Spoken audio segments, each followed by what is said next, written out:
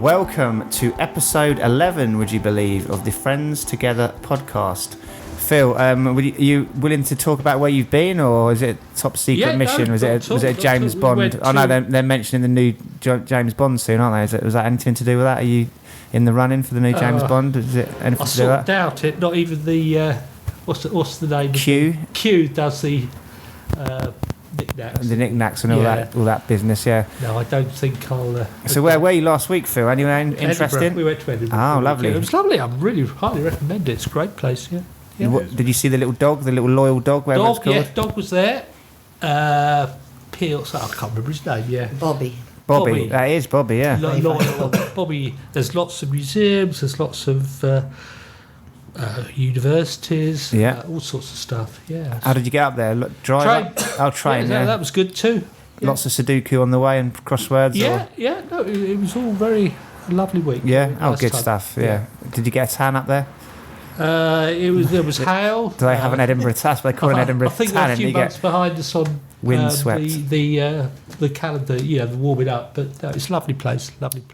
Okay, in a seamless link, so we're going to start this week's podcast. So our former colleague Zoe, she went for a walk this morning and she sent me a photo, Phil. Let me pass that yellow phone there, Phil, and I'll show exactly the photo she sent me. I wonder what this was doing here. I didn't mean to leave it there, but it will serve a purpose. So I'll show you the picture that Zoe sent me and the message for you. This reminded me of Phil's walks this morning. And would you like to explain to the microphone what you can see there? So she's out walking locally, is she? She is. Okay, so what she's got is a plaque to Thomas Harding, who was a Lollard. Your Lollards, dissenters who believe the Bible should be in the language.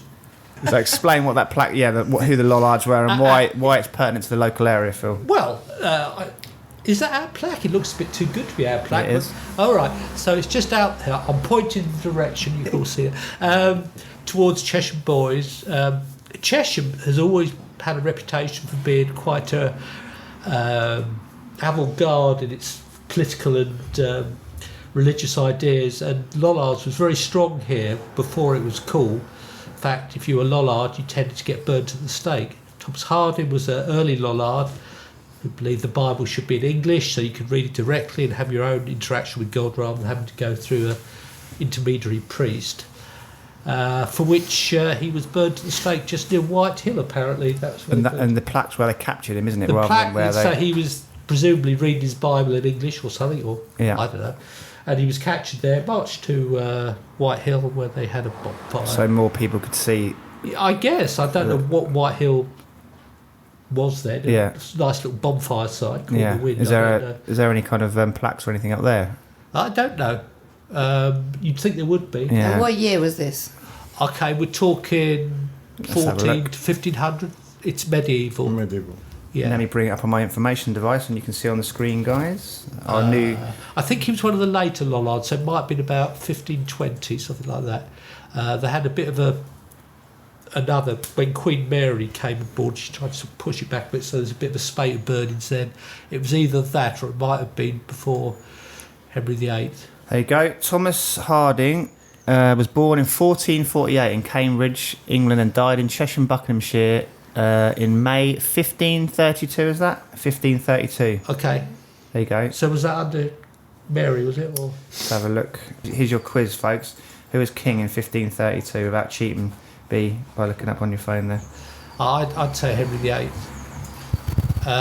The main push at that time was not so much Henry VIII as the religious establishment who liked getting 10% of everyone's income in tithes. It was indeed Henry VIII, as you can see on the information device behind M's head.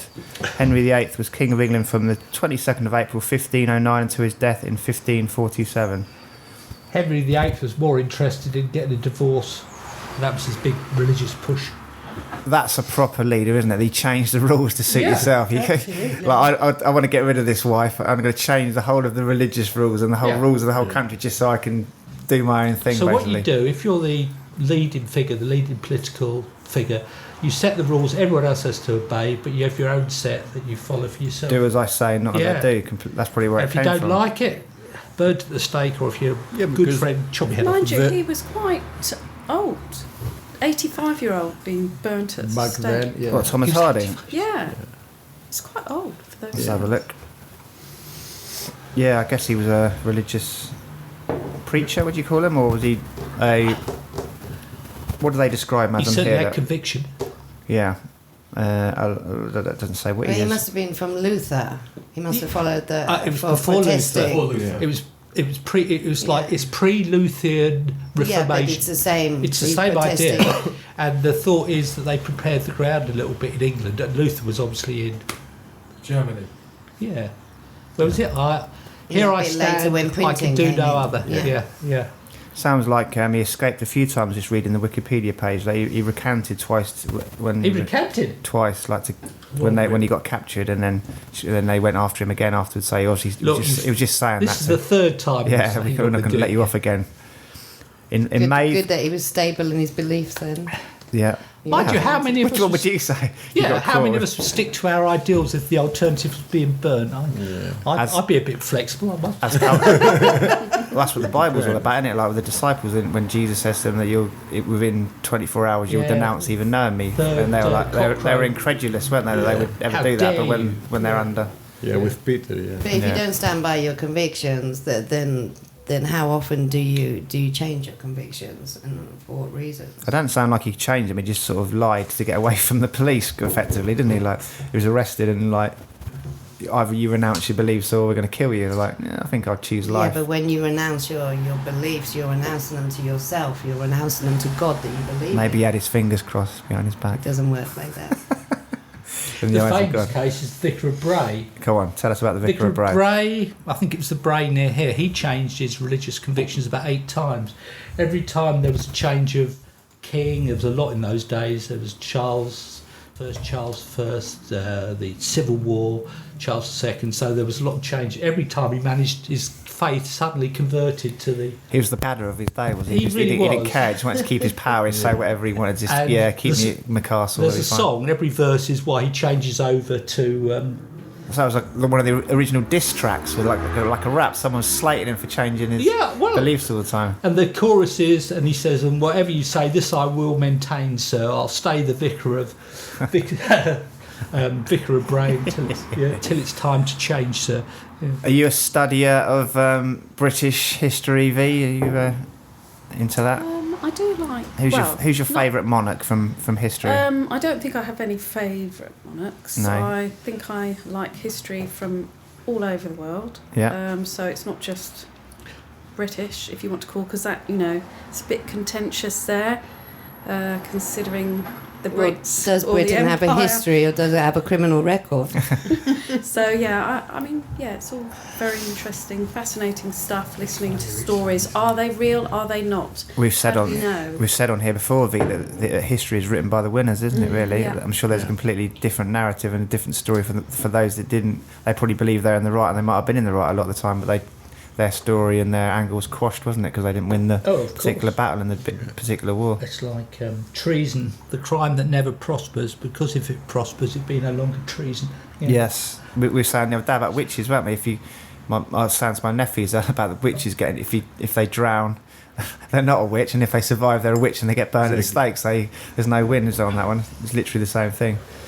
Do you have a favourite period in British history, EJ?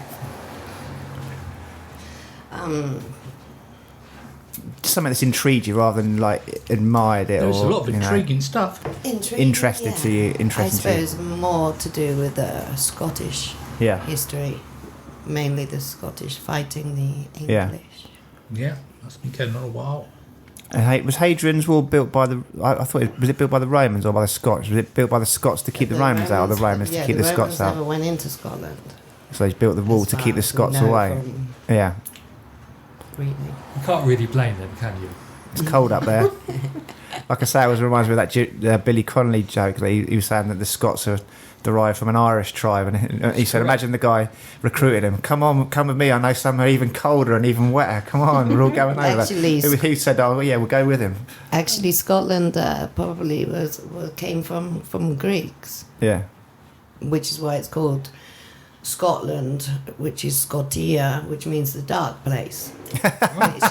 I think we could. Scotia means dark place. I think we can agree that the Greeks are right to call Yes. it the dark place. Yes.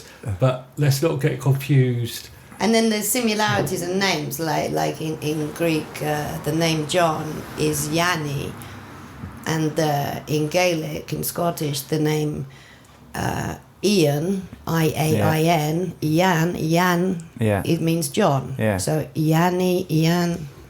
So what you're saying is it's all about John. It's all about John around the world. It's all about John. Maybe it's dark as well because, you know, you've got the change in the climate, so the dark winters, it's like... Yeah, I guess that's north. where it came from, wasn't it? Like, because it's cold and decrepit up there. But let's not, I mean, yes, weather-wise, the Greeks may have come up with the word for Scotland, but there were people there before the Greeks came up with the word. Yeah, there were, but the Hercules, the first, not the one that you know from my mythology. Hercules the butcher. Yeah, anyway, whatever you want to call him, he came over and he called the islands the Tin Islands. So how did he know that, you know, There was tin. There was tin, yeah. Anyway. Someone had been there before, yeah. And relevantly, the Edinburgh likes to be called the Athens of the North. Yeah. One of the reasons for that is they thought, well, after might have been Napoleonic Wars, early war, they said, well, we'll build a nice memorial looking like the Parthenon on a hill overlooking in memory of all memorialise. Thank you. I'm sorry, my brain's dead.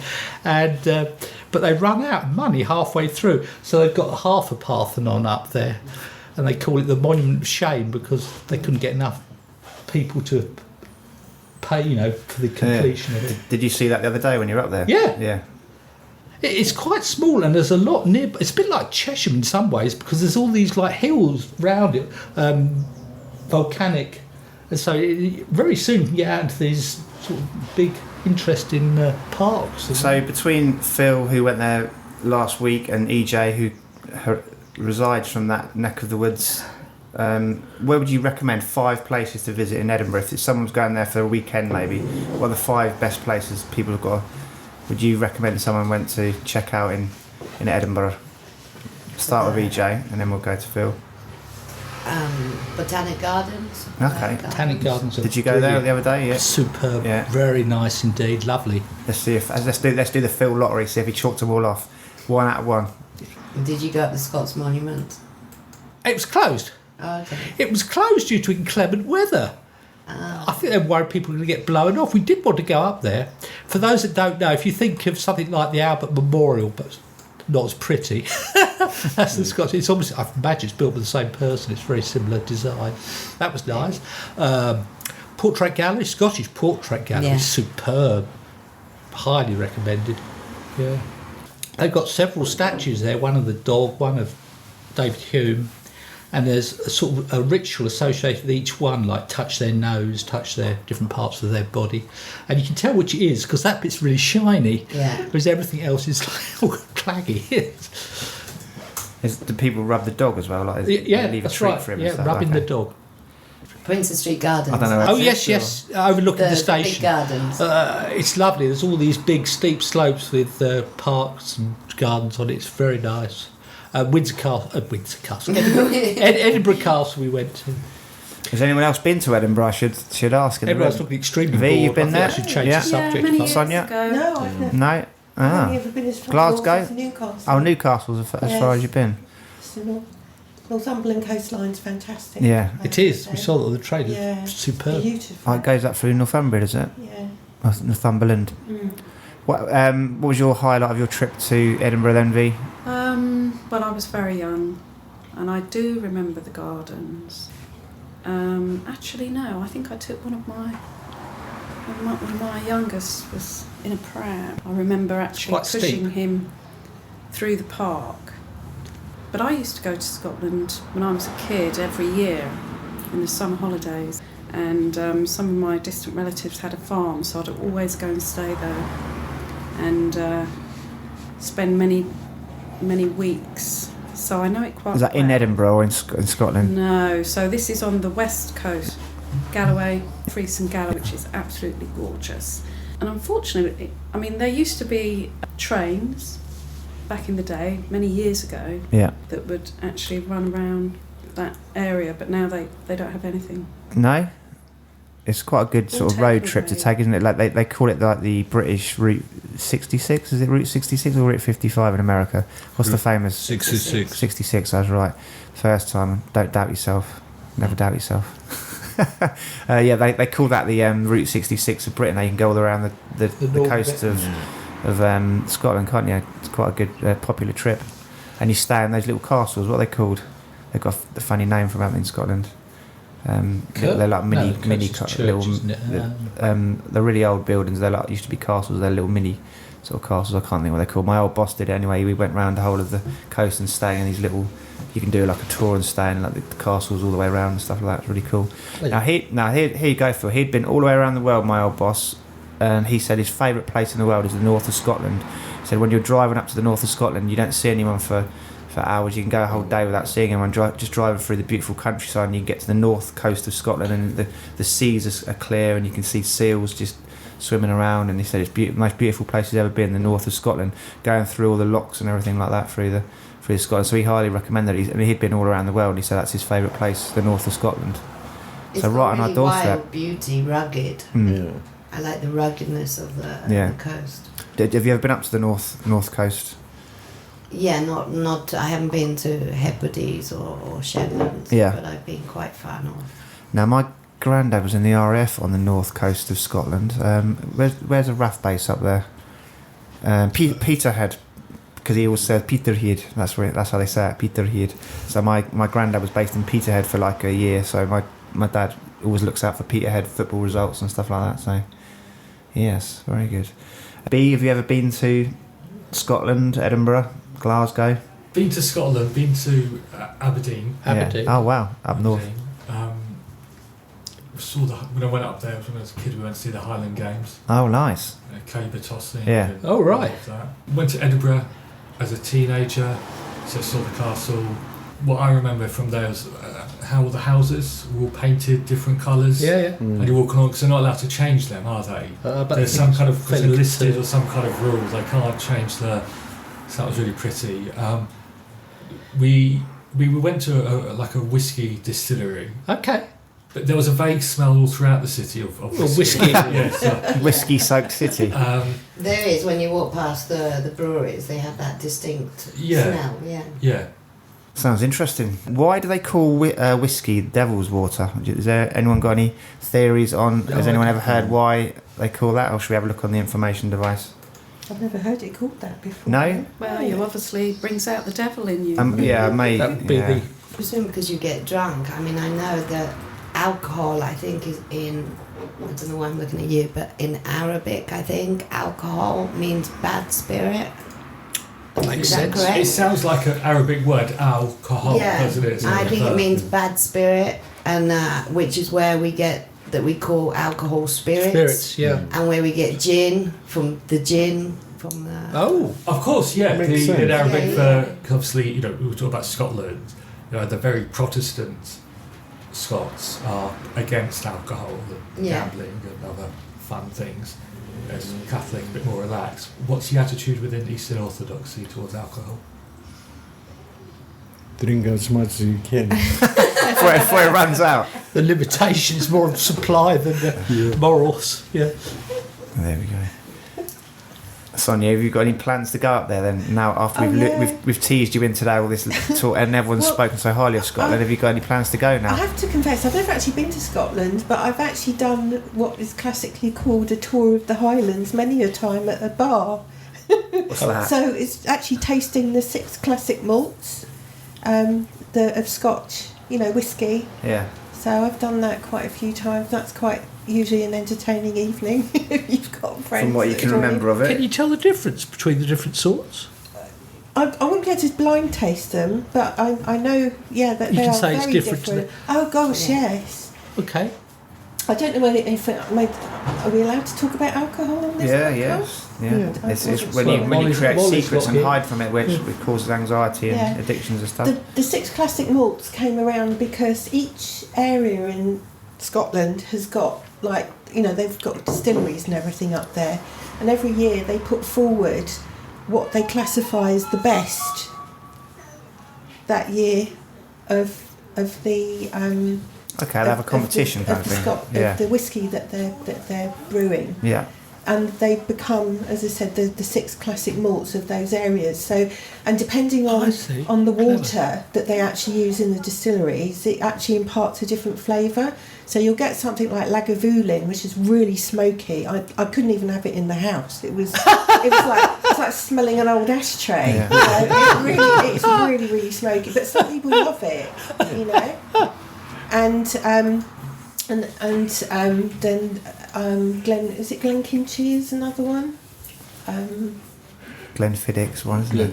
No, you see, now that's not actually a classic malt. No, because that's a blend. You'll find that there's different blends. Yeah. But a friend of mine introduced me to the, because I've actually liked drinking Macallan. That's my favourite one. Macallan, is that one of the? In fact, they've won the award so many times. They actually have been told not to take part in the competitions anymore because they've won it so many times. Oh wow! But I didn't know that when I'd actually discovered that I liked it so much. But you can, once you've tasted it, you understand why.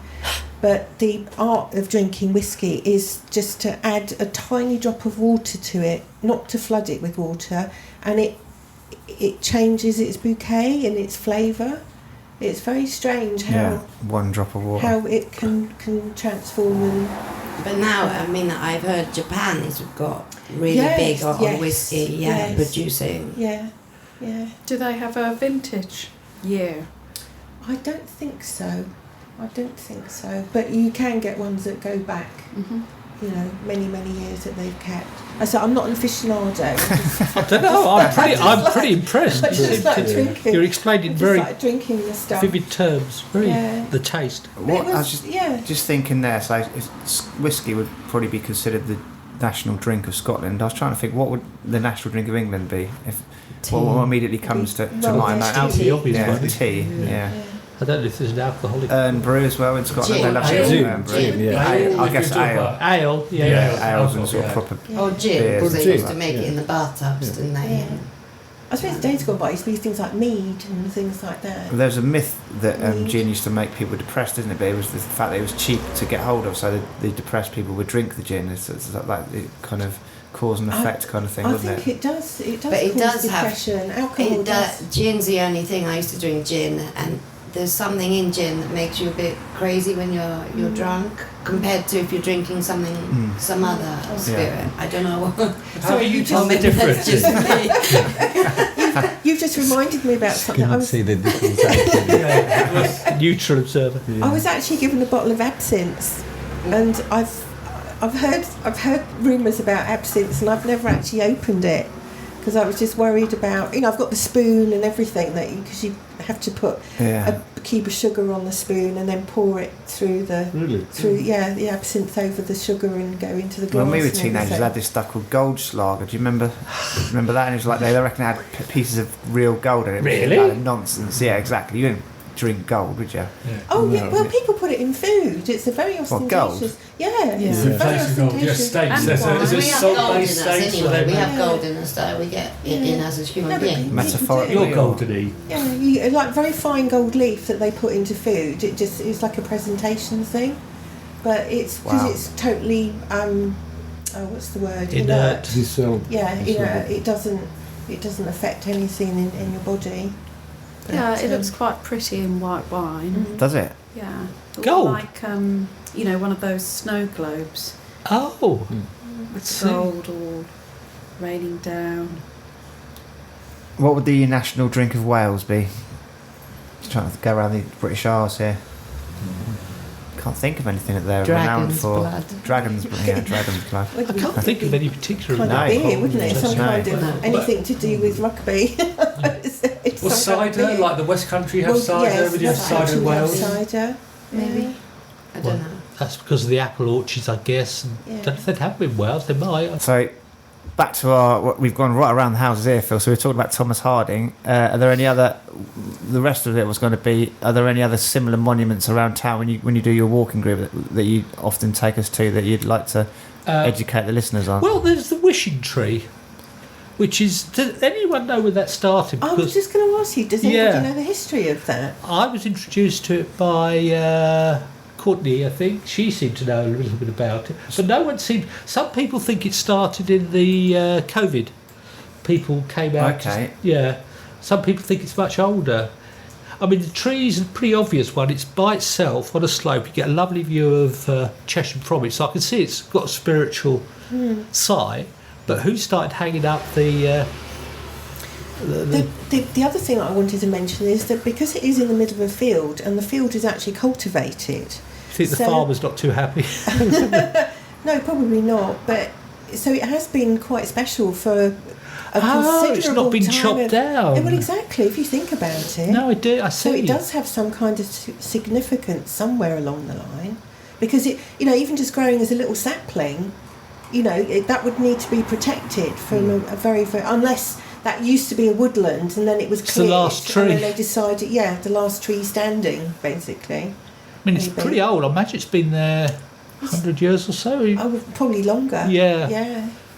I don't know. It's that one...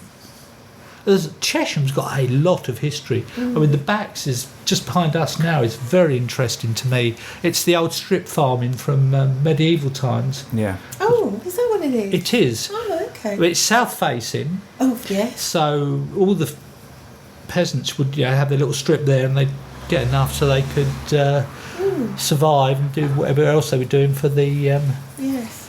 But everywhere's got history. I mean, yes. I mean, history is everywhere. It's whether you're interested in it or not. Yes, that's true. It's been recorded. But why haven't they built in the Backs? I mean, it's still there. It's not. It's wasteland. I mean, I suppose it's just too. So in London or so, all the history's been built over. Yeah. You get more monuments in the West Country because they haven't done so much with it. You're right. History is what is remembered. Exactly. Coming back to the wishing tree. Yes. If, say, that wishing tree had been there for a few hundred years. Yes. Normally you'd wish around, say, water or a stream or a spring. And there are springs in Chesham. So I don't know, unless there was some stream or spring. Maybe if they think it's been a long time, because language evolves. Maybe it used to be witching tree. And to wishing. Oh yes, that must be a relationship between those two words. I hadn't thought about that. Might be.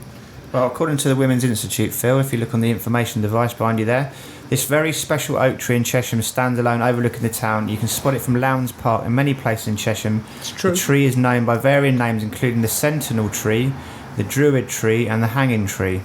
There are many coloured ribbons and talismans hanging from the branches of this special tree, and older members of our community remember being taken to dance around it during May Day celebrations. So it's older than COVID. The tree... Just a bit. Because it does have an association with witches. Yes. May Day, May. The tree is estimated to be circa 300 years old, a mere youngster compared to the Queen Elizabeth oak at Cheney's Manor that is said to be over 1,000 years old. And people have put pictures of their visits to the wishing tree and whatnot there. So have you ever been to the Queen Elizabeth oak at Cheney's Manor, anyone? Apparently they've got a tree there that's 1,000 years old. Yeah, I know. It's now a wedding venue. I think it's been... I think not chopped down, but I think it's just the trunk now. I think the rest of it's gone. Yeah. 1,000 years is old even for... I know they've got some giant redwood oaks at Woodrow High House in Amersham. I haven't been there. No, yeah. So they're the same ones that someone brought one over from California, so they've got this really old Californian redwood oak tree at Woodrow, on the lands in Woodrow. I think they've got a lot of them actually. They planted loads of them. I don't understand why they bring plants from other countries into this country. The same with wildlife. I mean, there's a reason they're in one country and you have in your country. They thrive in that country, yeah. You shouldn't mix them. What animals were famously brought over by the people and they weren't indigenous to the UK? Anything jumped to mind? Snails? The squirrels. Snails and squirrels. Squirrels. That was what. Crayfish. Yeah. American crayfish that eat us. Turkey? What about turkey? Isn't turkey an American? Because we had goose before for Christmas. We're supposed to say Turkey now. Not that turkey, Elizabeth. Not that turkey. What do they have? Wasted. That was wasted on them. But I mean, back to history and like the local area. One thing I remember last time I was here, we were talking about the music we listened to and how that's changed over the course of our history, our own personal histories. And I remember I was talking about how my disillusionment with I remember that. I remember you saying that. With left-wing politics kind of changed the music I was listening to. Yeah. And part of the disillusionment comes from a sort of snobbery towards places like Chesham, where there is actually a lot of poverty and there's certainly a lot of disabled people. You walk along the Broadway and you can see that. There's lots of people who live in really rubbish accommodation, in social housing. But it's the people here are seen as, I don't know, like too stupid to understand politics, and that really annoys me. And even though a lot of people as well who might think that somewhere like Chesham and also Amersham is just a very privileged place, but it's not if you're not a privileged person. And there was I can't remember the details, but I remember reading about there was a riot at a workhouse. That's right. Where people were, you may have mentioned it, where people were being moved and families being split up in the 19th century. I think they were in a workhouse in Chesham or an almshouse, then they were being divided up. So the old was sent one place, the men were sent another place, the women to another place, and so on. And people didn't appreciate it, as you wouldn't. And there was a riot about it, and that kind of element of somewhere like Chesham isn't necessarily appreciated. No, even coming through to the modern day, like with what's happening at the moment with all the charitable sector, with all the funding being stopped in from Chesham where it's needed the most. I don't know what's going to happen to the people that access the services. It's but if you look at history, always if you look at history, you can see the same things happening more or less time and time again. But people forget so quickly, and even though something they disagreed with in the past that happened, and then it gets repeated with another group of people, you say for the charity sector, people will still go and put their cross next to who they want to vote for to tell them what to do, even though they're just going to do the same thing. So what does that suggest to you then, that repetition in history? Because you're quite right. What is it saying that it repeats itself over and over again? Because you look at the people in charge. Look at if you want to have an ego, to be a leader, to go into politics, to be in charge, you study the history, because if you know the history, you know the future. Oh, so yes. You repeat it, so you keep people down. Yes. See, that's right. I agree with you. The most people are so busy with trying to survive and trying to carry on their lives that they don't have time always to study this similarity happening all the time, and they're conned into the fact of, you have the right to vote, go and vote. You have the right not to vote. If you vote, then tough. You take what they do to you. You don't have a right to complain. Only the people that don't vote have a right to complain because they're not agreeing with the system. What if you voted for the ones that didn't win, though? You cast your vote and you would... Yeah, but tough, you agree with the system. Yeah. As soon as you enter that system, then, whether you win or you lose, you take it. Isn't that an unnecessarily unsympathetic take, though? Like, whether it's wise or unwise to participate in the electoral system and to vote for people. We can have a conversation about that.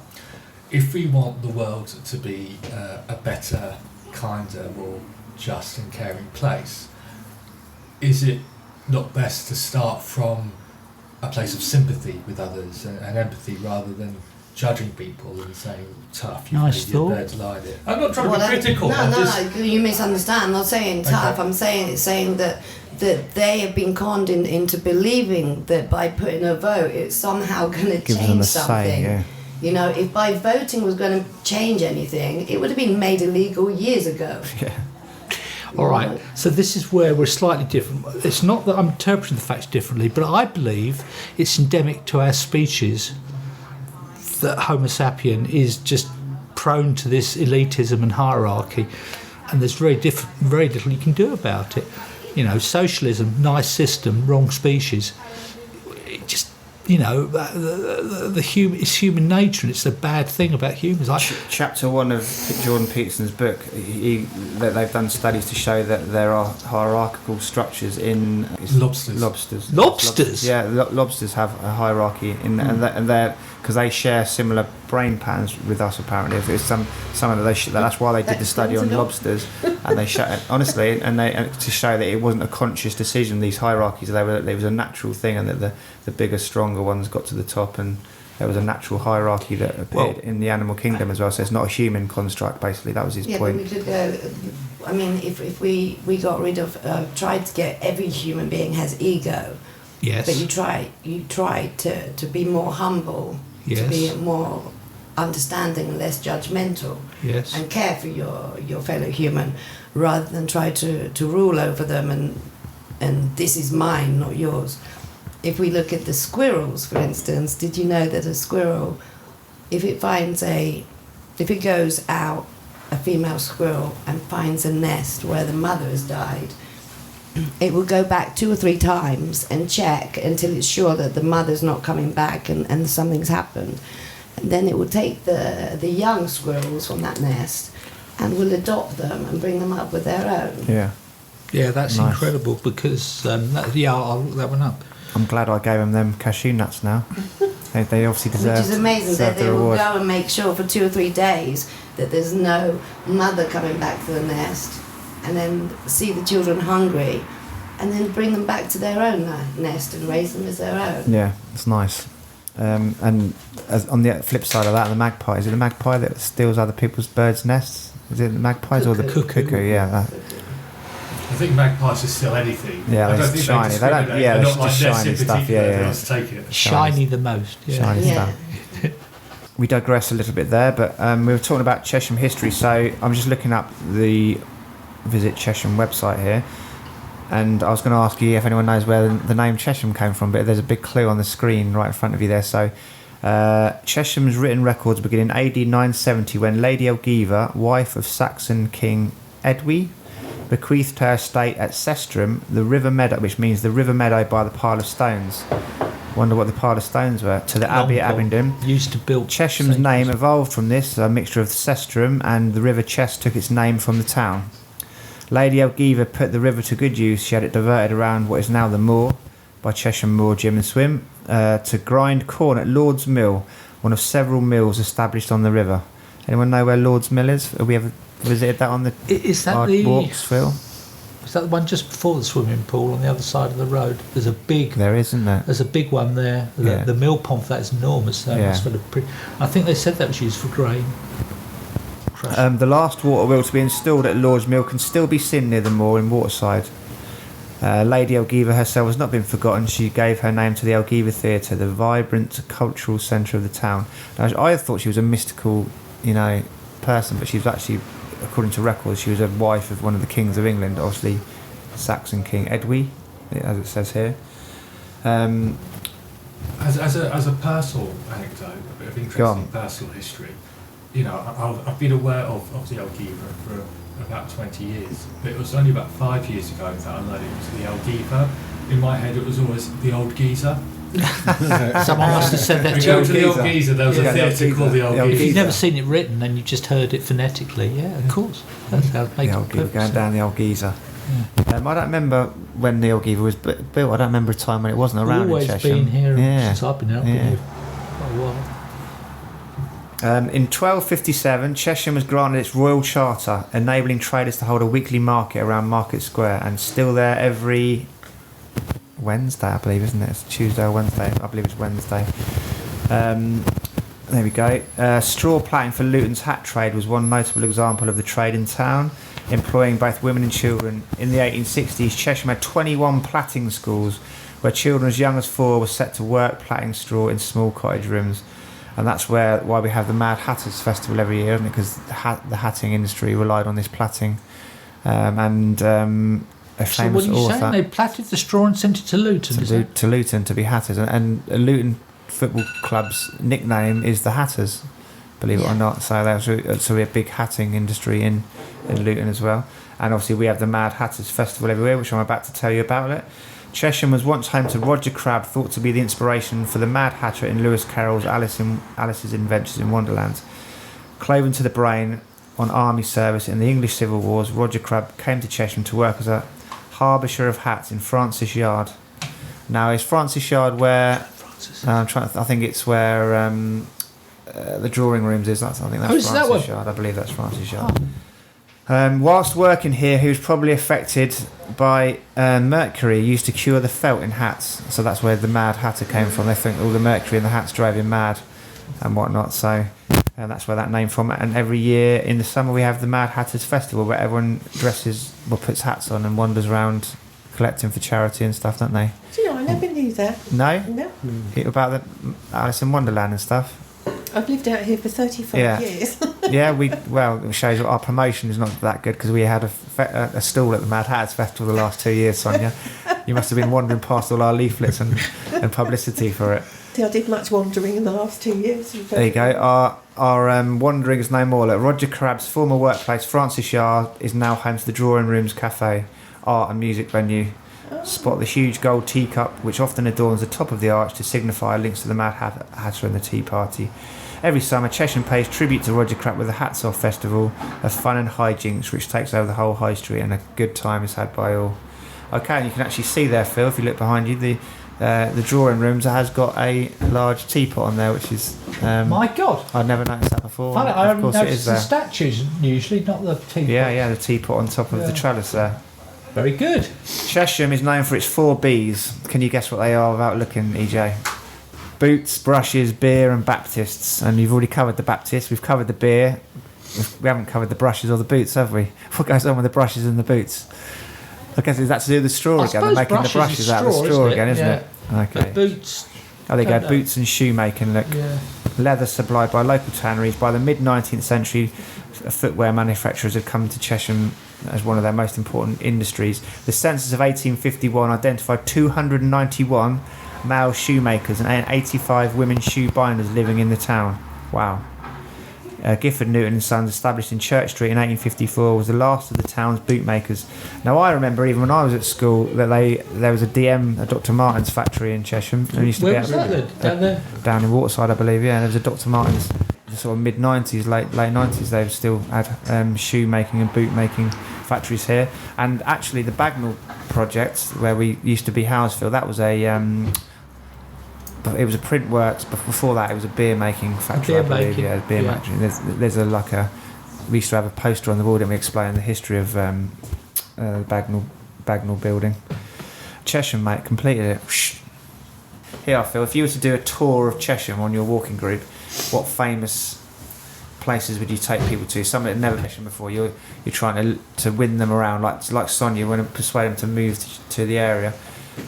Where's your tour taking you? You're going to the Lollards monument, aren't you? Well, someone was here 500 years ago. It's not really going to... You think it was 500 years ago, so we haven't done that recently. There's an exceptionally good interpretive sign, Lowndes Park. That's very good. Oh, yes. And that will... The board with the potted history. Yeah, that's got everything. That would be a good starting point, wouldn't it? Glacial times. Introduce you to some of the famous buildings, doesn't it, as well? Yeah, they're all marked up, the famous buildings, the White Hill Centre and whatnot. Is the Bagnall building on that board at the top of Lowndes Park? I don't think it is it? I usually get distracted. It starts off on the right from the older time. It's got... I think the pedestrianisation of the high street is good because that's made a little bit of a more... when I used to remember it wasn't nice at all. You can sort of walk through the centre of it, look at the shops. Yeah. No, I remember Chesham before it was pedestrianised. Yeah, I do. Yeah. I remember. Nearly getting run over. You're right. It was. You took your life into your hands, didn't you, when you come to Chesham? Can you remember first coming to Chesham, EJ? Your first ever time you came to Chesham, was it recently or many a moon ago? Probably when I was 18, 19, just... No, I remember that there was a cinema and there was a toy shop, and the toy shop was So on the you corner there remember near the the cinema. I cinemas? remember the cinema. So where our building is now on the Broadway, that was a cinema there, basically. That was a cinema. That was a cinema there as well. They had a cinema there. So if you actually look inside the Broadway, you can see the big steel pillars, which was the supporting steel for the cinema, basically, which was above the Broadway building. And there's nothing above the Broadway building now. That's where the cinema was. Okay. But there was one down here as well. There was a famous cinema right on the corner there. Go on. Do you know what I've noticed in Chesham? It Go on. has so many churches. Churches, yeah, that's all to do with these Such a- splits. And Yeah, for such a small place, it has so many and really beautiful, building of churches. There are many. Yeah, there is lots, yeah. Yeah. Yeah, we did that tour. Were you on the walk the other day, Phil? The oldest house in Chesham is down near so the was Chesham. that was last week you That did was, wasn't it? No, the week before. I think you were on that one. it? Okay. And we got waylaid at the back. Yes, and we were, yes, we were looking I at the do beams and remember they hadn't replaced. It was like from the 1500s or something, I believe. Which is strange for churches because of the amount of money it takes to make a church, and then the congregation kind of being very big in each church. I think there was a lot further at one point, probably about 100 years ago, where everyone was sort of in different sects, Now, of course, each one's got about 5 or 6 people. Exactly. Yeah. But they're in their buildings and they're protected and stuff, aren't they? Well, yeah. So the Methodist church in Amersham closed last year, but now it's been taken over by Restore Hope. Okay. So that's a nice. At the end of the podcast, we always like to have a little mindfulness discussion. So, Phil, as you were away last week, give me a number between 1 and 99, maybe not between 1 and 10. I was thinking about this all week, which number I was going to choose. 53. 53. Let's bring it up and see what number 53, what we're going to talk about to close the podcast today. 53 is, who are your best friends? Huh. Who are your best friends, Phil? Again, you have to think about all your best friends. What does it mean? Yeah. A friend in need is an acquaintance. But I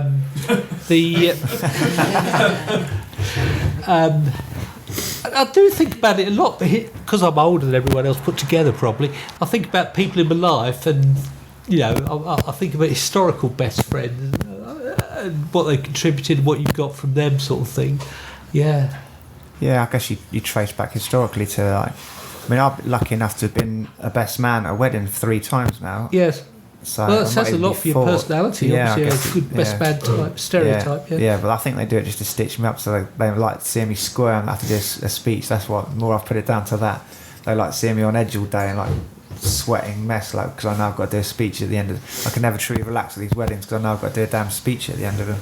And there's You're pressure obviously to good be enough funny to get a re-invite to the gig. Yeah. I don't like the term best friend. No. I mean, because most people have acquaintances are different. Yeah. People you meet, you say hello to. Friends that are going to actually be next to you and help you. Doesn't matter how long you haven't seen them for. Yeah. And normally only 4 or 5 people. It's The like rest are just people you happen to know or you used to know. So to say out of those, say 5 people, one is better than the others. It's not good, is it? I find phraseology. that strange. Who would you call then if you had an emergency in your family? You can't call your family. Who would be the first person you call? That's probably the person you would consider your strongest that's not friend, a bad I guess, definition, or your most loyal, strongest friend. Who would you call if you're in trouble? If you break down, Sonia, who's your phone? If the AA aren't available, Depends on the nature they don't of the exist as an breakdown. entity. Yeah. You can still call the AA, just the other one. Yeah, I was going to say bad. the AA spectrum of help groups. That was a bad choice then. A non-driving based emergency. Can anyone think of a non-driving based emergency? Actually, I would like to mention this because, funnily enough, I was at Patrick. I'm gonna give him a shout out. That's a long story. Oh no!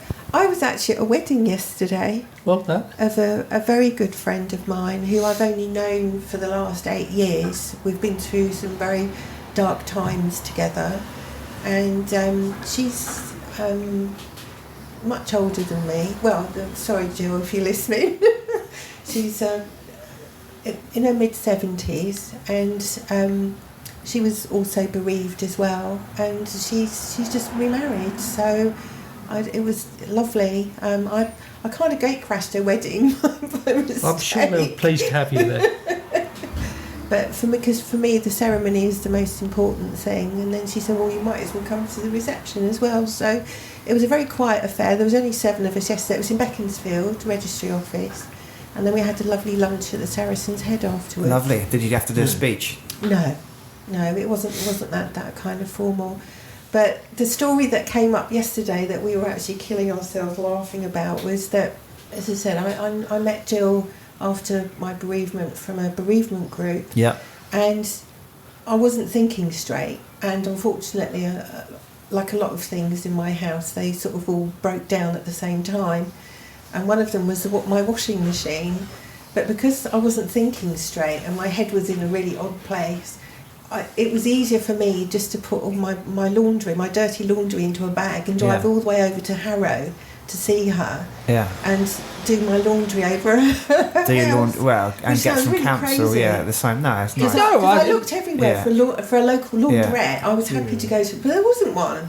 You know, Well, it gave you a purpose, somewhere to go, and what do you call it? But A sympathetic ear and someone to she was so talk chew the kind. cud with and stuff. Yeah, she was so kind because she didn't judge me. Yeah.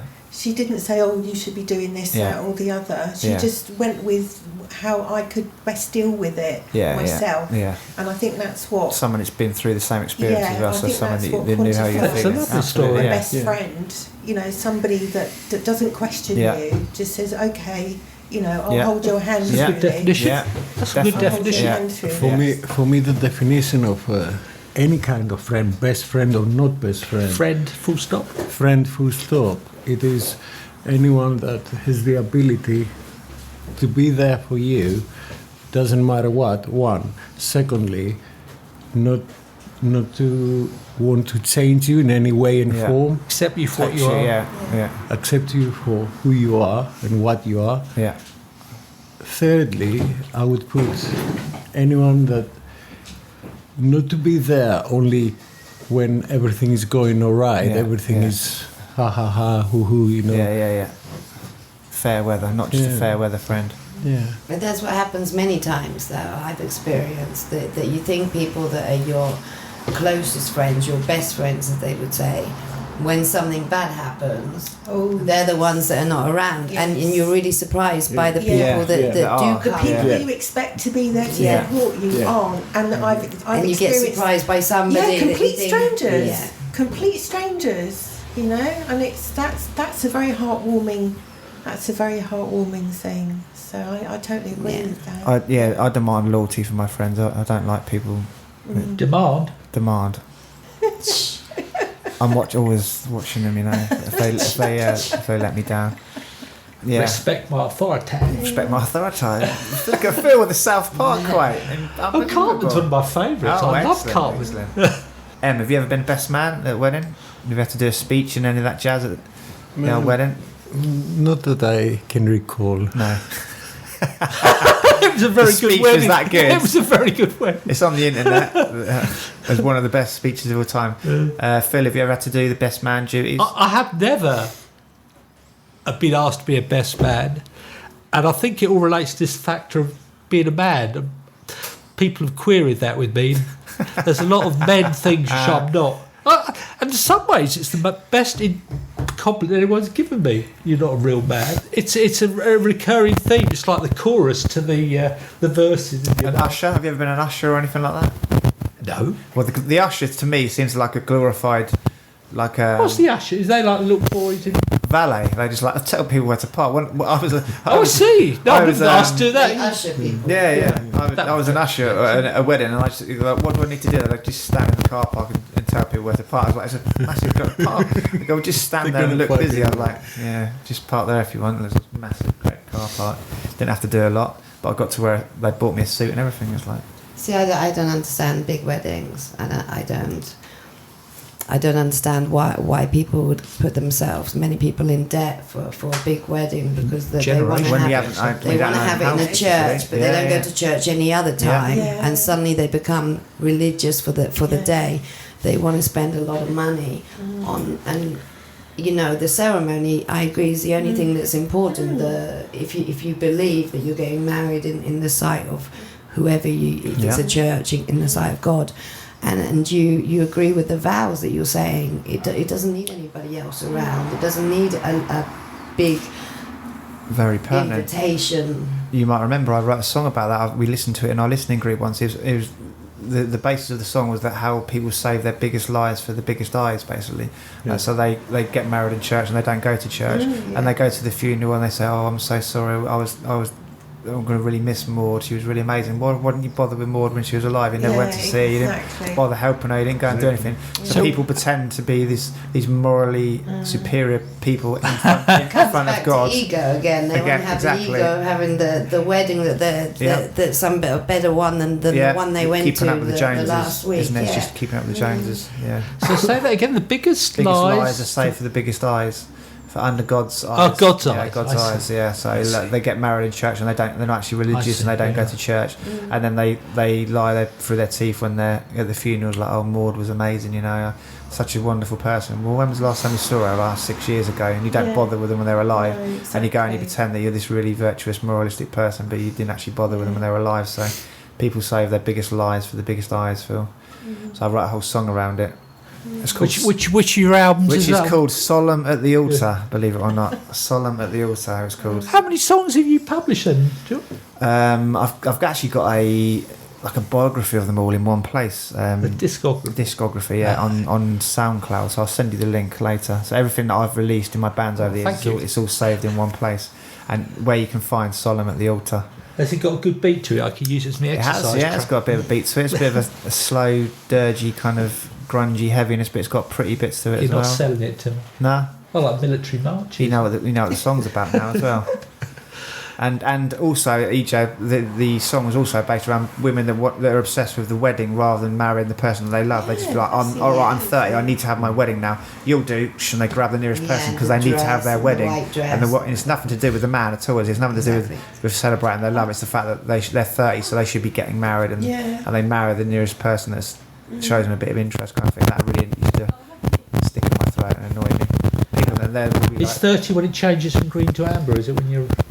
I don't know. Emergency, yes. The amber years. Yeah, I guess it is. Yeah. I have to say, we'd never planned to get married. We were actually going to just draw up contracts because... You old romantics, you. We've been living together for a while, and I just didn't want, a big ceremony to sort of change our relationship. Where we were. Yeah. But when we looked into it, it was something tax expensive. breaks. It was easier just to... But you know what? We thought, actually, there is something. It's actually called marriage. So that's the reason why that's the thought. We got married. Yeah. In my younger days, I was always dead against it. I was like, I'm not going to get married. I don't see the point in it. I think it's immoral to spend like 30 grand on a party when if you don't own your own home, you'd be better off putting the 30 grand towards a home and stuff. Oh, God, yes. Then my ex-girlfriend explained it to me once. So she's like, it's not about that. It's about you declaring your love in front of all your friends and family and making a commitment to someone. So I kind of softened on it a little bit, and I probably would get married if it is that important to the lady. I probably would get married, but it's also I'd like to point out to anybody else listening. I just want to interrupt that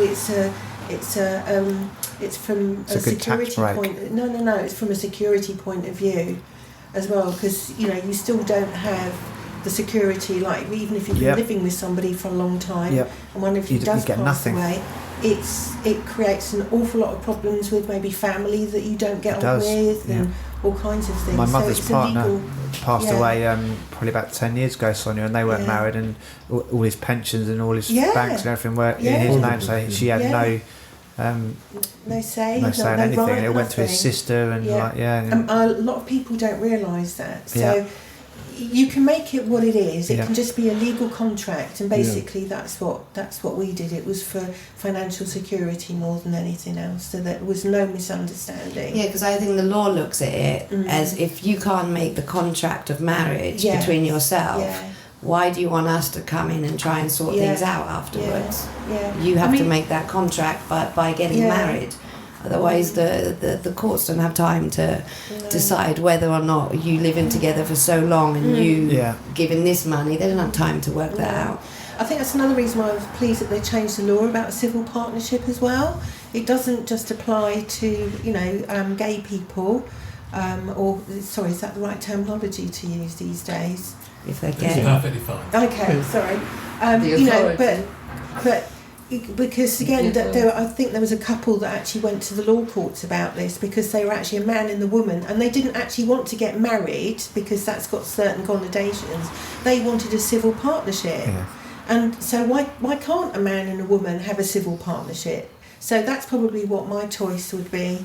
I think also there's a part of me that worries that the women won't turn up on the day. If you pay for this wedding and everything, and you'd be like looking at the clock going, is she actually going to turn up or not? You can see that as a positive sign. Yeah, exactly. See all the negatives in weddings rather You than could the just have a positives. big party with all your mates. Don't even need to get married. Yeah, you dodged a bullet. Yeah, exactly. Oh dear, but There we go. That concludes another episode 11 of the Friends Together podcast. So I'll just go around the room so you can say goodbyes. Phil. Bye. Goodbye. Goodbye, everyone. Sonia. cheerio, take good care. EJ. I now pronounce you. You know, I've pronounced this podcast over. Well, it's not over yet because we've got to say goodbye to B. Say goodbye, B. Goodbye, B. There we go. Goodbye, everybody. Now we're husband and wife in the digital realms of YouTube and Spotify and Apple and all good podcasters. Goodbye, everybody. The Let's Be Frank podcast is brought to you by the Oasis Partnership, a charity providing high-quality social and psychological support services to improve people's mental health and well-being. We deliver socially inclusive, open-access support for the wider communities of Buckinghamshire through pioneering and innovative partnerships and initiatives. Oasis provides free and subsidised health and wellbeing classes and support groups for the Chiltern area, including mindfulness, yoga, fitness, art and music. Oasis also helps support people to reach their full potential through our substance misuse treatment service, Routes to Work and outreach service. The Oasis Substance Misuse Treatment Service is provided in partnership with Inclusion, part of Midlands Partnership NHS Foundation Trust, delivering one recovery bucks. The Let's Be Frank podcast was launched in tribute to the memory of long-term Oasis patron and world-renowned cinematographer Frank Hodge, and is recorded in the Frank Hodge Podcast Studio, our new community podcasting facility launched in his honour.